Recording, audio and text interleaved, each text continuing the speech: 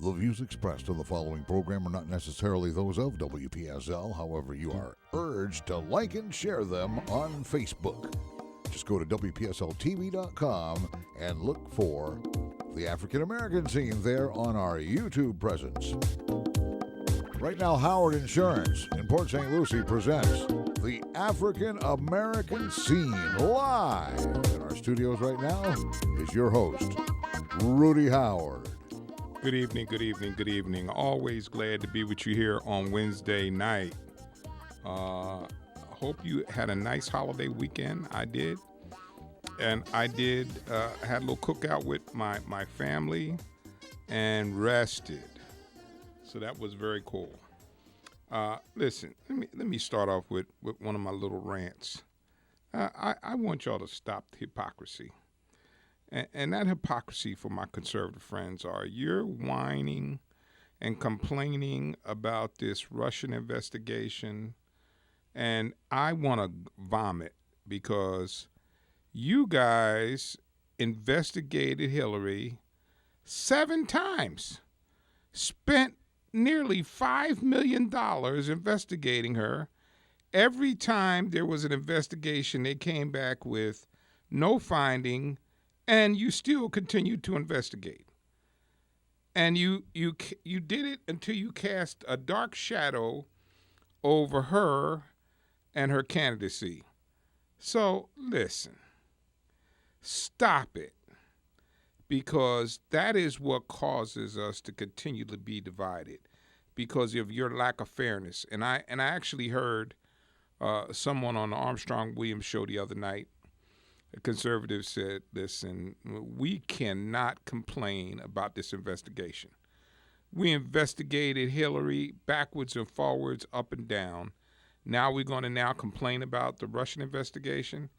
You know, the lack of objectivity and the willingness to accept facts is causing us great distress in this country and is continuing to keep us divided.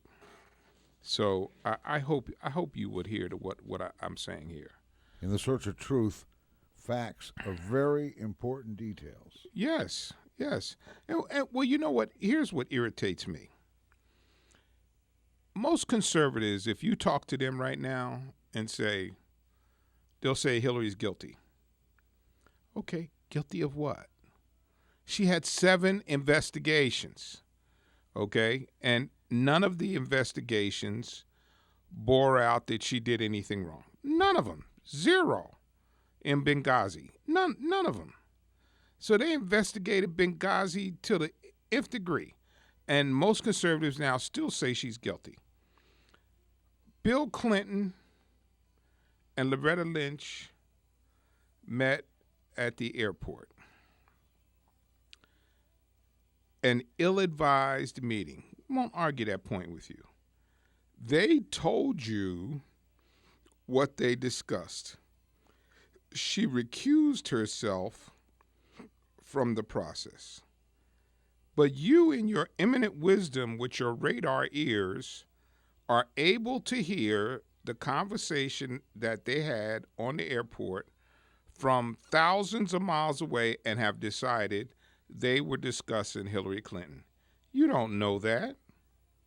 It is okay for you to disbelieve what they have told you they said. Okay, I can go with that.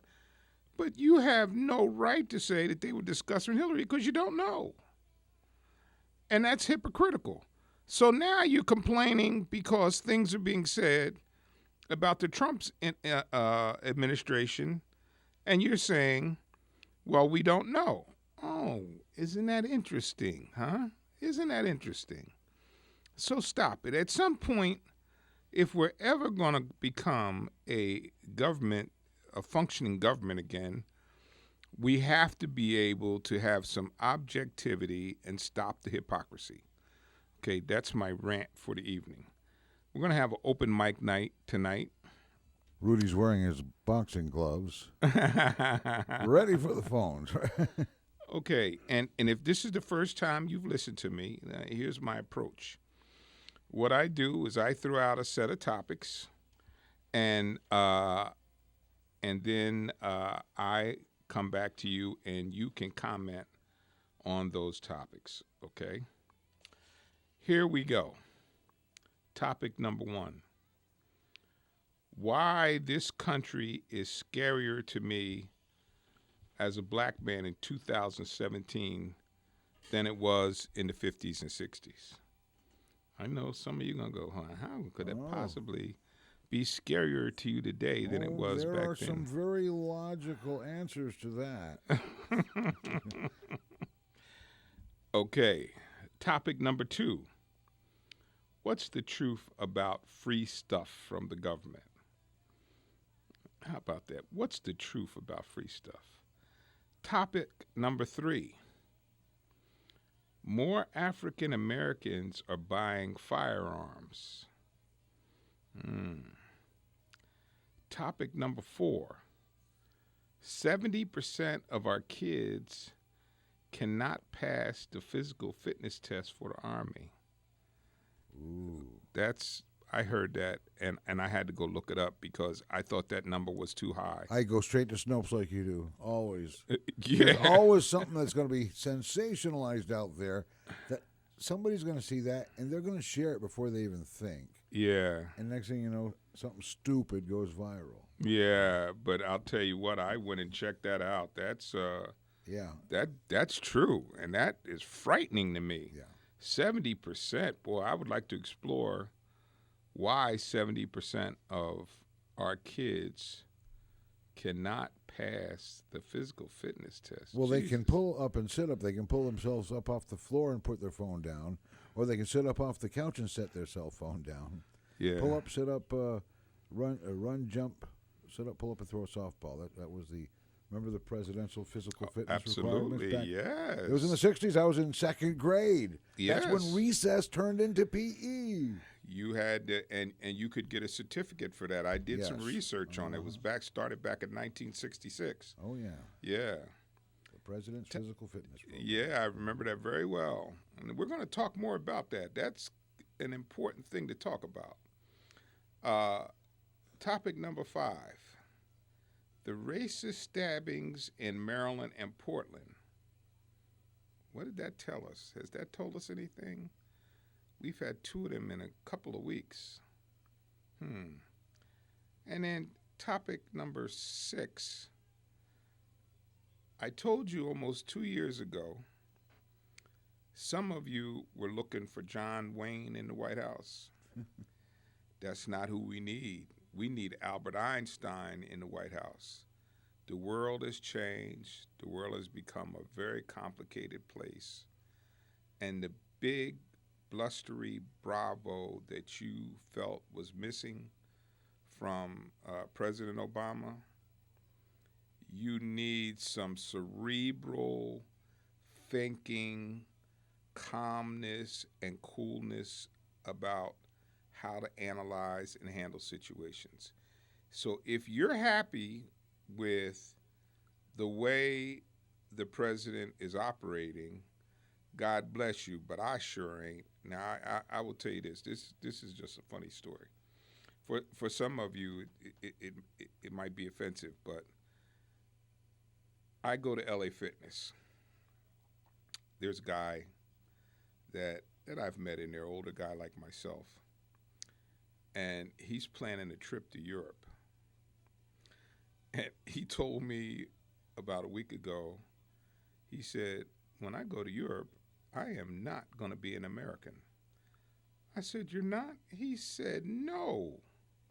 I am embarrassed of our president. I'm not going over to Europe and tell anybody I'm from America. I said, oh, that's very interesting. Now, I know some of you listening there, that made you spit-fired mad. I'm just repeating what the man said. And he was a white man that said that too, not a black guy. So those are our topics. So if you want to comment, that number is 340-1590. Wouldn't that get somebody in trouble for giving misinformation to an official? Think about that for a moment. Yeah. The official says, what country are you from? And they'll see your passport. Well, I'm not an American, but here's my passport. Well, that guy's going to draw a red flag right away.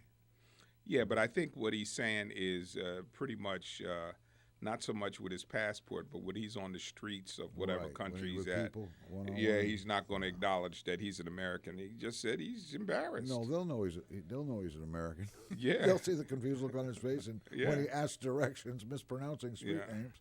Yeah. And wait, let me get this straight with you again. This is not Rudy Howard saying this. That is what the person told me they felt. Now, so don't call up and attack me for saying that. Although I would agree that he is embarrassing to me, but that's just happens to be a fact. And we have Jay on line 1. Yes, Jay. How are you, my friend? Great. I'm very good. I'm doing great, man. How you feeling? Good. Good. You know, you brought up a couple of topics that kind of hit me right, hit home. And I never thought I'd do it. I used to have to carry a gun. That was part of my, that was part of my equipment, of my previous life and, before I retired. And I see things happening, and I'm watching TV, and I see this, and I see what happened down there in Portland. This guy just started raving at these two young ladies because they were, he didn't like the way they looked because he was brainwashed with this alt-right thing that I don't call it alt-right. I call it outright neo-Nazi thinking that's going around this country, and I think a lot of people had it in them for a long time, and they got the right president to bring all that out of them, and they feel proud about it. And it's happening all over the country. People are being attacked, and you don't even hear about the case that happened in Maryland. You don't even hear it on the media, on CNN. They don't even talk about. They'll talk about, stupid stuff. Things that really don't make any sense about somebody, making fun of President, Trump. Then that's news. But if somebody is murdered or killed, and they still want to find out, why would somebody just stab or kill two people and wound another one because he just didn't like the way he looked, and they were just trying to be a peacemaker. But they never, nobody wants to talk about how that happened. But I'll get back to the original thing. I have to go ahead and go to the gun shop and buy me a handgun, and so I can carry it around with me because I think I have to protect myself, Rudy. Well, out here in public, I think I have to have something to defend me because I'm not old. I'm not as strong and as vibrant as I used to be. As you get older, you don't have the strength to stand up there and pound away with some 20-year-old. So I think that, or somebody comes up and tries to attack you have to be able to defend yourself.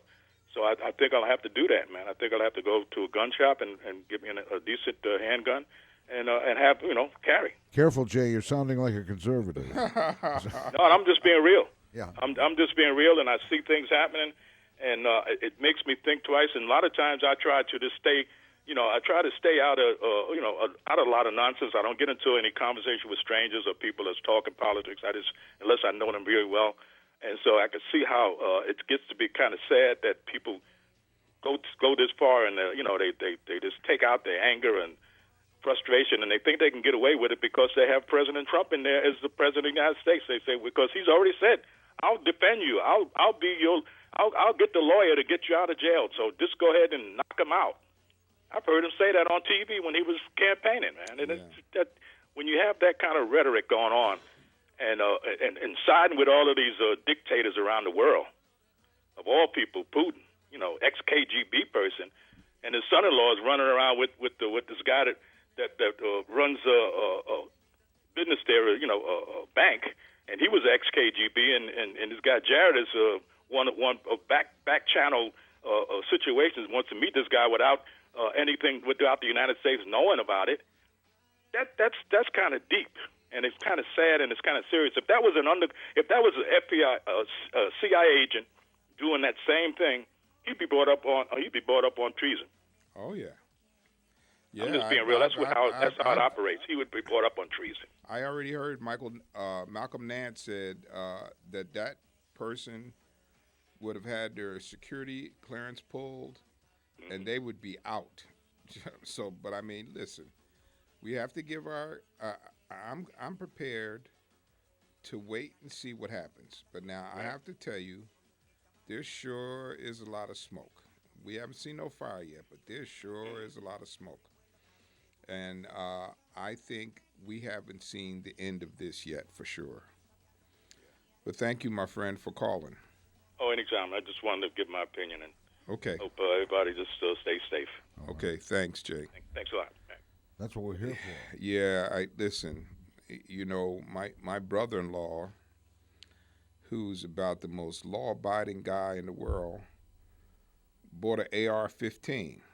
So when I was up there visiting him in North Carolina, he said, "Root, I'm going to be prepared." And he pulled it out and he showed it to me, and I went, "Whew." He said, "They're not going to come and get me without a fight."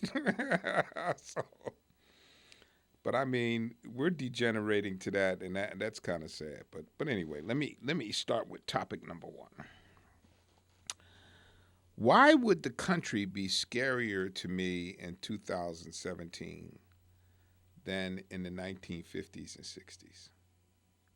Because they disguise something as security.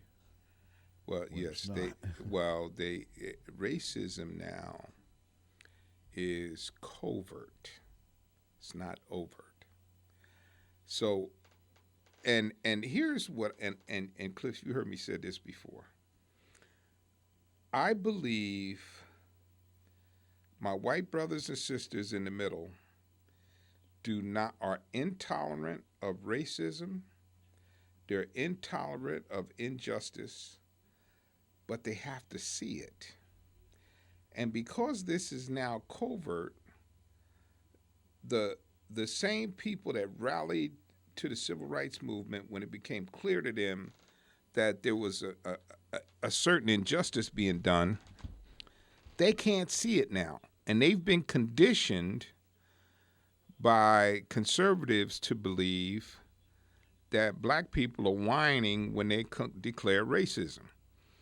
And then you have many black people now that don't pursue racism because they do not want to be perceived as someone trying to play the race card, which is why, for those of you that have been listening to me for a while, I have outlawed playing the race card statement when you're having a conversation with me, because playing the race card is a statement designed to cease any further discussion. And I've seen this and witnessed this, so I can testify on your behalf here. But what folks don't like is the fact, what I've seen, Rudy, is there's some people that just can't stand taking some advice from a black man who has good advice. Yes. And the fear is what? Your friends are going to think you're a kook. What? Really? Yeah, well, you are a kook. You're already a kook. You know. Yeah. And you know, so for me, so now think about the difference between today and the 1960s. In the 1960s, let's even take Fort Pierce. You knew you were not allowed to cross the railroad tracks. So it was easy to avoid any potential racial confrontation because you were relegated to your side of town and was not supposed to cross over there. Now, as ridiculous as that is, the boundaries were very clear. So there was no question about where you could and could not go. Now, you're told you can go anywhere you want to go. And that's true to a certain extent, but now you have people who are very intolerant who might be in the same place as you. For example, the guy on the train that killed those two people. They were all on the train together, going somewhere. And he decided to have a racist rant. And two bystanders tried to defend the young girls, and he killed them. And then the young man that was in Maryland got killed while he was waiting at a bus stop. And here's another issue that has me concerned about 2017 versus the 1960s. People have become very intolerant of protests, very, as compared to the 1960s when people accepted the fact that there was protests. You had the war in Vietnam protests, you had civil rights protests, there was protests all over the place, and that was part of the environment. Today, they had things that needed to be protested back then, though. Yes. Today, though, for example, let me give you one of the classic examples. Colin Kaepernick. People went nuts when he took a knee. He made a protest statement, a very courageous one, on national TV. They call him anti-American, get out of the country, blah, blah, blah, blah, blah. Now, let's talk about this anti-American person. He's donated over $1 million to poor people and people in need. He got an airplane to help with his donation of food and water to the people in Somalia. Boy, he's a really rotten American, isn't he? He is really rotten to the core. How dare he give of himself to others on behalf of others to help them? Yeah. Who does he think he is? Oh. Yes. But no kind deed goes unpunished. Well, yeah, but yet, and still, they say he's not an American. Well, by God, he's an American by every standard that I've gotten to know. Isn't this a bit of like name calling by jealous people who aren't as not necessarily as popular, but not as financially well off as this person? Yeah, well, and see, I think where we've kind of got to, let's even take Black Lives Matter. People go nuts about Black Lives Matter, and they say it's racist, and it's not. And they say it's anti-cop, and it's not. And if you notice, if you pay attention and you pull up some of the protests around Black Lives Matter, you will see some police officers participating with people in Black Lives Matter. Cliff, you've seen it, right? Oh, yeah. And the Black Lives Matter marches keep getting whiter and whiter every time they have one, because those are the people I was talking about before. Good people don't like people getting killed, and they don't care who they are. Right. Getting killed, we don't think is not cool. Well, those are the people that I was talking about at the outset. My white brothers and sisters in the middle, they are very consistent. They are not very boisterous. They don't have a lot to say, but they don't like injustice and they don't like discrimination. Good people are like that. Yeah. Yeah, they're just quiet about it. And when they become convinced, see, Black Lives Matter has convinced them that there's a problem with the judicial system, the way these things keep happening. Listen, this guy the other day, he got off on a shooting in Cleveland. He stood on top of the car and fired shots into the car. There was over 100 shots fired into the car, and the man and the woman in there died. And he was found not guilty. And they said that he felt his life was threatened. Well, he stood on the hood of the car with a gun. What did he? Well, yes, exactly. So, that's, so the point is, it is now getting to the point where people want to determine what is acceptable protest. Now, and I've asked a couple of my conservative friends, okay, you don't like this and you don't like that, so what do you find is acceptable protest? What is acceptable to you? Now, I am not totally, and I'll be very candid, I am not totally comfortable with Black Lives Matter, but I completely and totally accept the premise upon which Black Lives Matter is founded. And I have no problem with it as a means to address and identify a problem that exists. And there is a problem with the shooting of young black men. I mean, there just is. If you heard the latest thing yesterday, that 12-year-old kid in Cleveland at the park, that cop just got fired. He was found innocent, but they just fired him. And they didn't want to say... It was the chief's choice. Yeah. Right, because they decided that it broke their procedure, or their method of procedure. Yes. And he had fibbed on some background information on his application. But, so if there's anybody out here who's conservative, if you could tell me what protests you find acceptable, I sure would like to hear from you. And here's even a more important part. You object to protests, and America was founded on protests. Uh-oh. America was founded on protests. As our penance, we have to go back and deal with those all over again. Yeah. Process. So, but listen, I'm interested because I've asked that question of a couple of my friends, and I've yet to get an answer.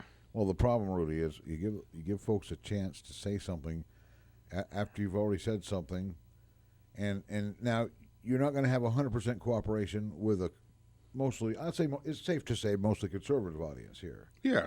And when if something starts stepping on the toes of ideology, watch out, because that's one of the danger zones.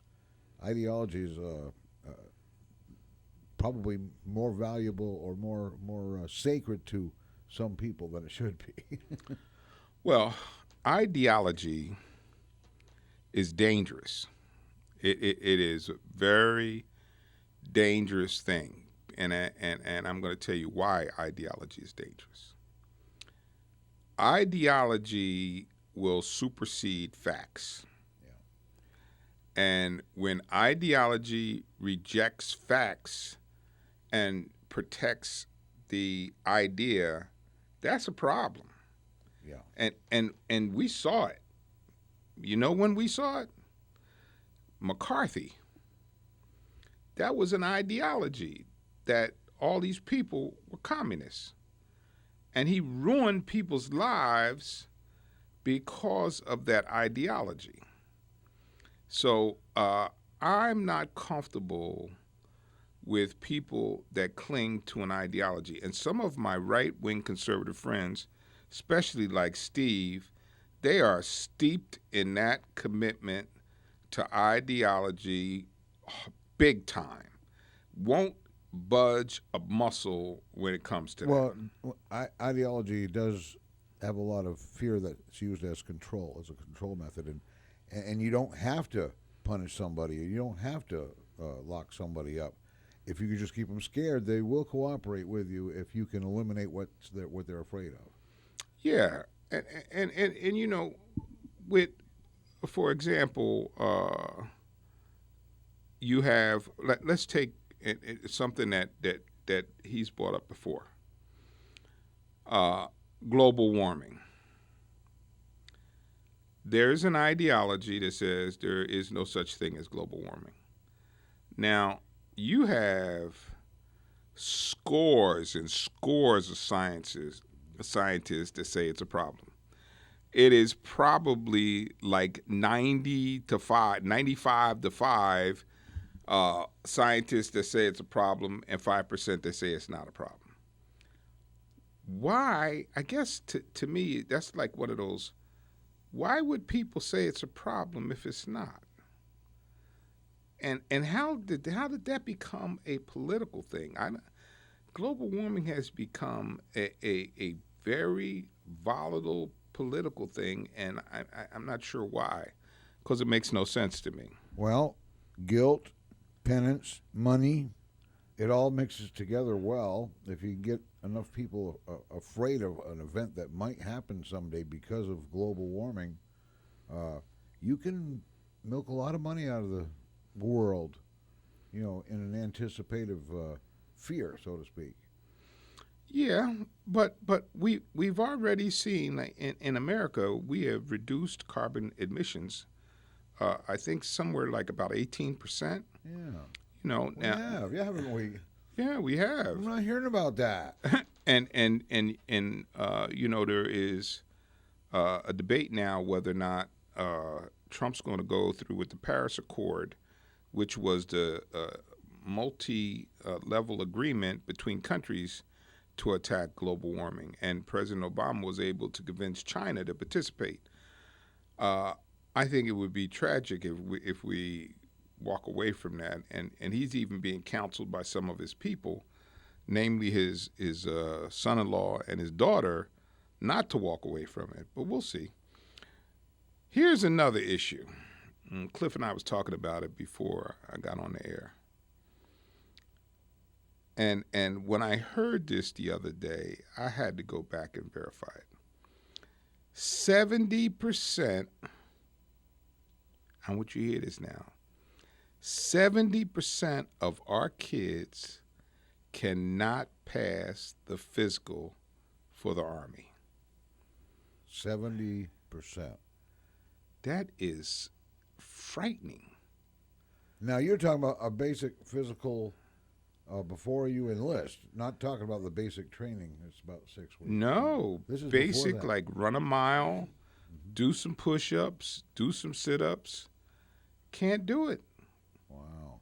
Now, I'm going to say what we are learning from this is when we focus strictly on cutting dollars so that we can have a tax cut to put in our pocket, this is kind of the net effect. Because most people, I know I remember it very clearly growing up, you had to take physical fitness. Yeah. You were learned how to do basic tumbling. I can remember having to use the pommel horse. I can remember having to try to do stuff on the rings, do a flip, and you had to. So what happens is, as we continue to slash the budget, okay, that was one of the first things that went, physical fitness in schools. So now, as a consequence of saving money so you could put some more money in your pocket, we are in a dangerous situation because we don't have enough kids that are in decent physical condition to provide service to the country. Now, it's so bad that some of the branches of the service are using pre-exercise programs so that they can get the kids into decent physical shape so that they can bring them into the service. Now, to me, that is just horrible. Now, it's not all the diminished funding in education.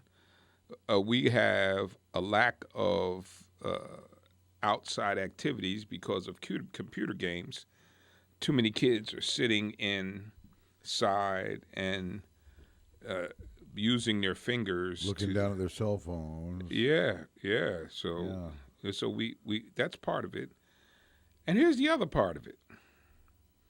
For all you parents out there listening to me, the damn kids don't walk anywhere anymore.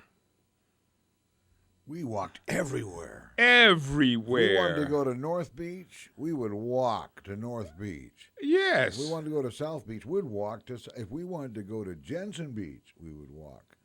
Right. We would walk everywhere, yeah. You know what I'm saying? Oh, yeah. I remember when I was a kid and could. I did. Yeah. And so our helicopter parents now have decided, well, my kid can't walk that far. Oh, yeah?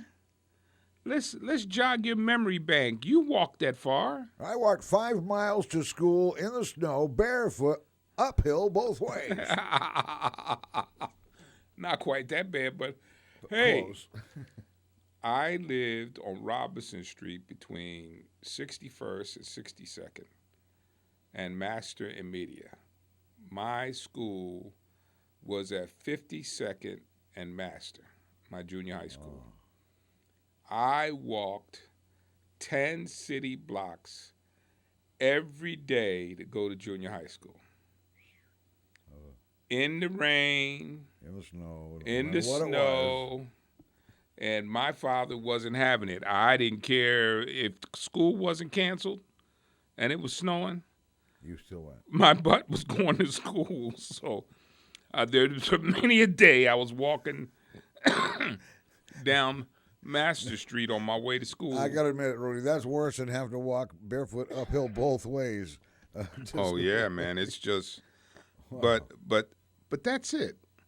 You gotta go to school and there's no school. You know what?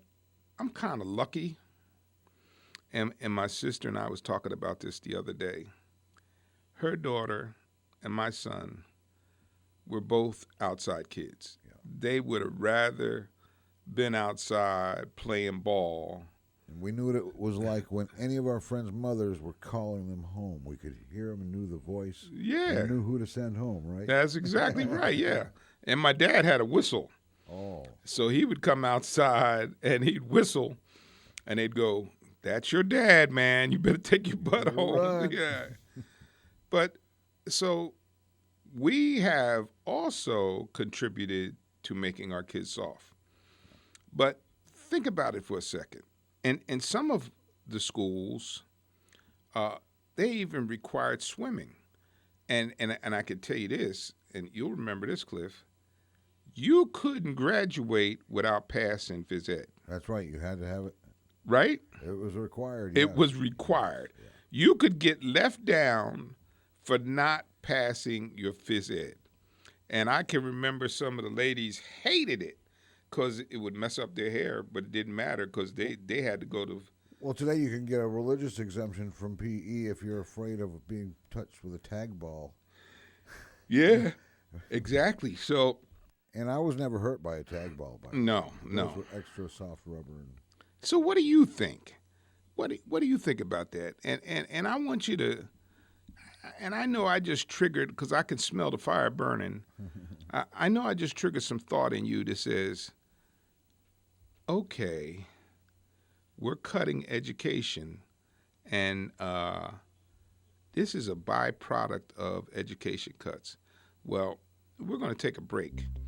And that phone number is 340-1590. That's 340-1590. What do you think? Let us know. That's all we want. Yeah, right? What say you? Yeah. Don't touch that dial, because we're going to be right back.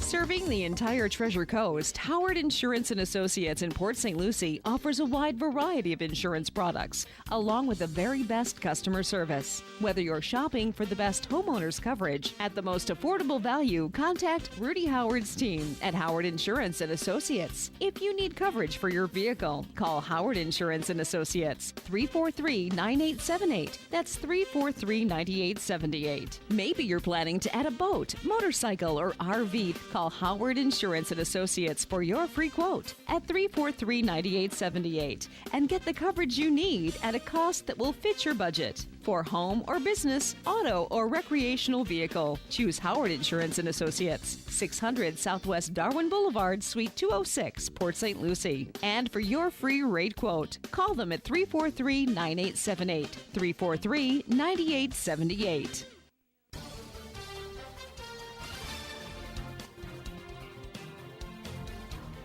WPSL Digital 1590 presents CBS Storm Track Weather. Hey everybody, I'm CBS 12 meteorologist Jeff Baradelli. After an early leftover shower, we're just going to see partly cloudy skies overnight tonight. It'll be warm and muggy, low temperatures in the 70s.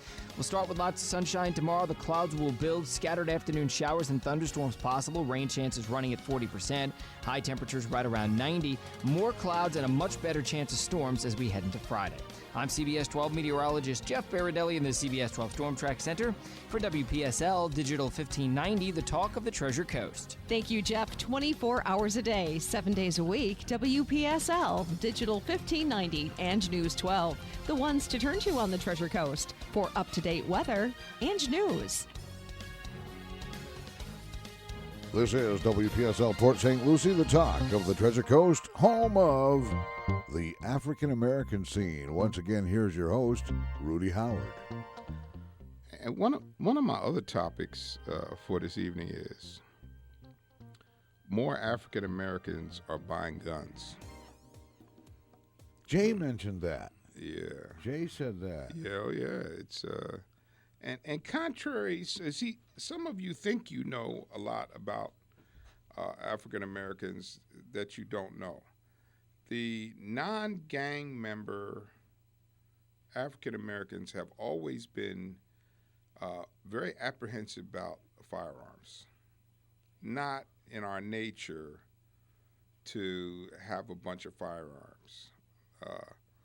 But I would tell you, from what I hear, more and more and more people I never thought would own a gun are buying guns. And I'm not just talking about guys, I'm talking about girls. Oh, yeah. And I have to tell you, I don't like this deadly brew that's in the air with all these firearms. I don't like it. There's nothing I can do about it, but I don't like it. It's potential for trouble. And we already have more firearms than any other country on the planet. Everybody in here, United States, more people have firearms than any place else in the world. And it makes me a little nervous. And I think everybody is becoming so tribal.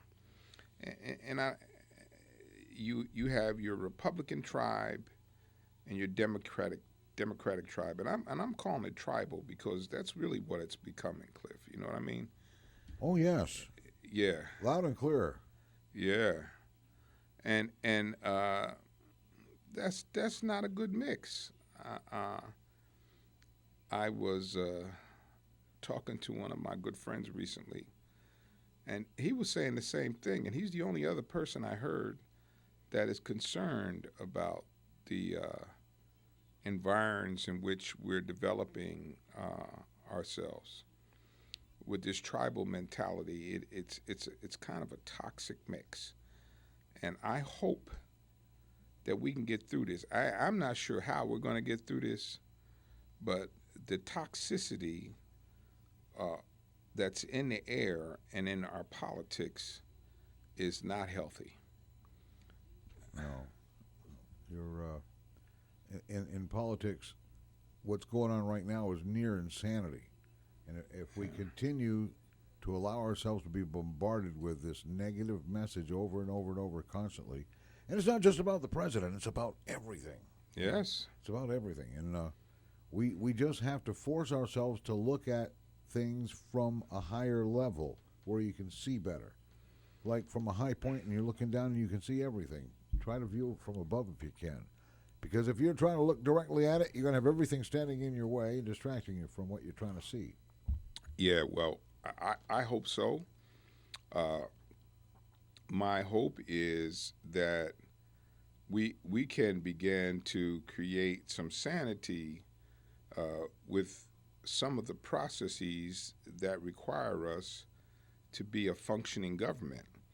And that just simply takes a matter of people admitting that they don't have all the answers.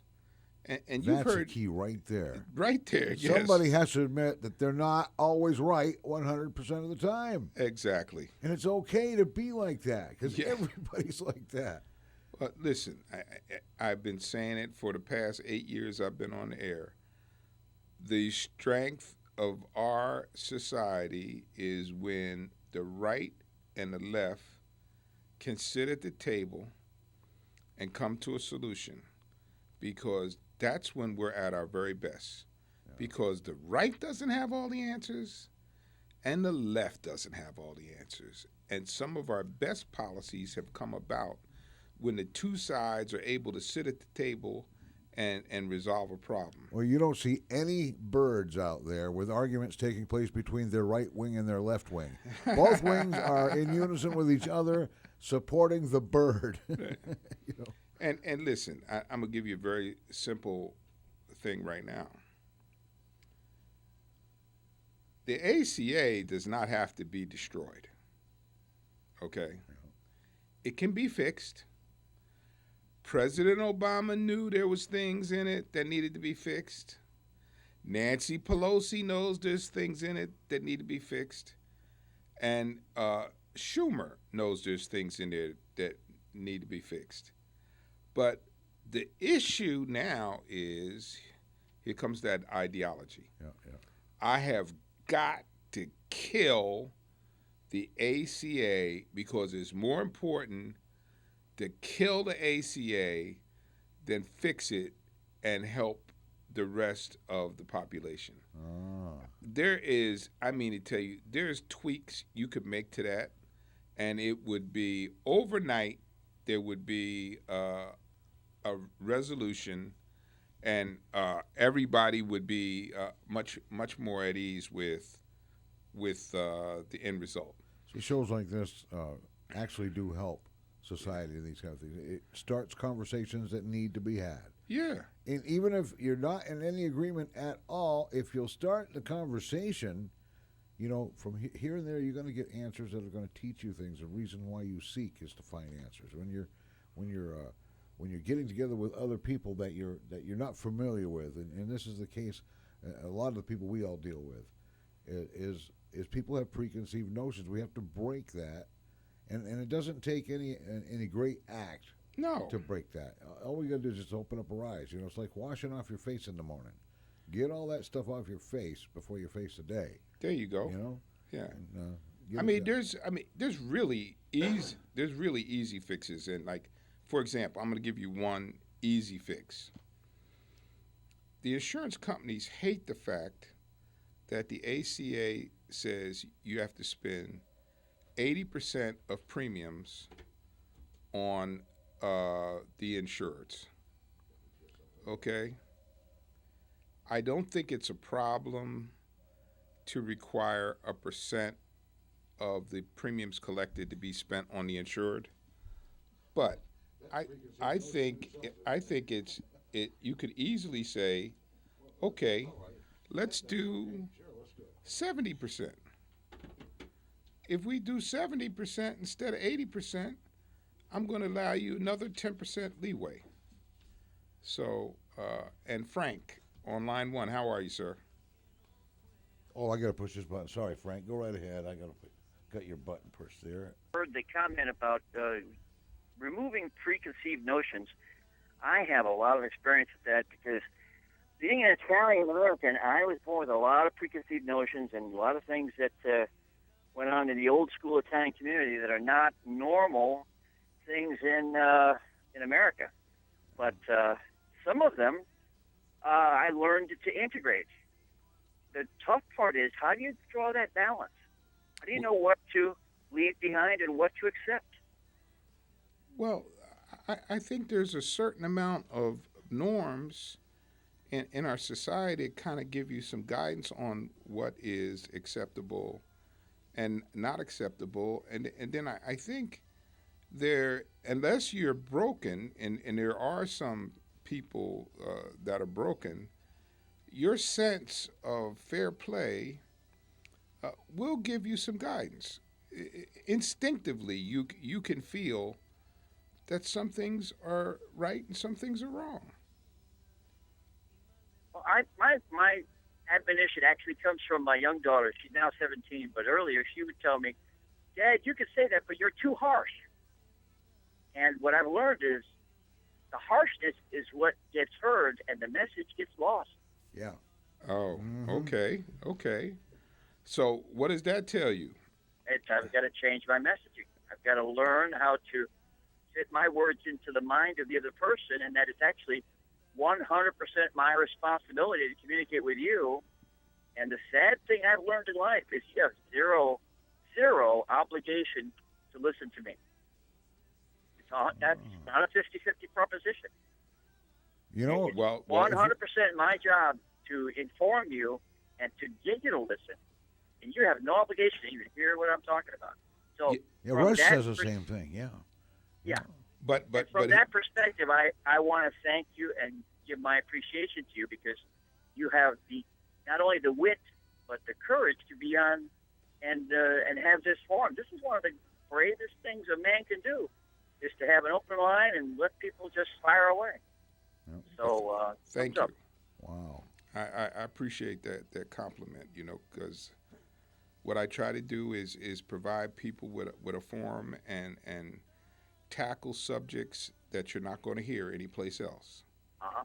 And I try to do it in such a way as to let people speak their mind, but also give them another frame of reference for how to look at and think about something. I guess because we all need that. Wow. Yes. We all do. Yes. So that struck a chord with me. It reminded me of what my daughter told me, and it's like you're kind of reinforced what you said. So I'm listening. Thank you, sir. Thank you. Wow. Thank you. Okay. Thank you, Frank. Yeah, wow. That's awesome. What a way to finish up a show. Yeah, Because awesome. remember, this show is very popular because of knee-jerk reactions. And we'll bring up subjects that why would you want to talk about that?